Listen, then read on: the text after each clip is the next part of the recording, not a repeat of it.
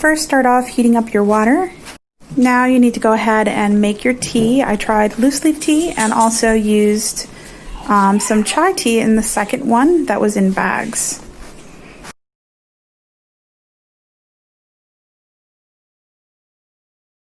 The kids helped by pouring the hot water over their tea, and we let the tea steep for about 10-15 minutes, maybe a little bit longer because we kind of got distracted with some other schoolwork.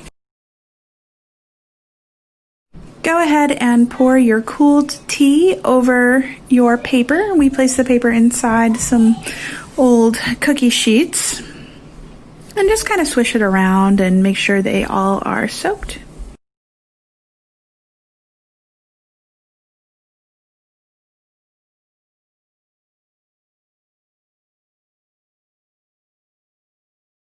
Now you can keep the tea in there during the 10-minute or 15 minutes or hour or however long you want it to sit, but we decided to pour off some of our excess.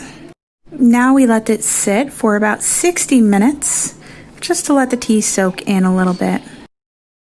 Once your 60 minutes is up, go ahead and dab it a little bit with some dry cloths just to soak up some of the excess tea that's still on the paper.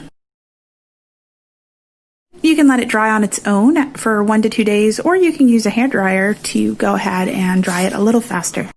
And I didn't get a picture of it before the kids started drawing on it because they were very excited to make their own antique maps. So here it is once my older son started drawing out his treasure map.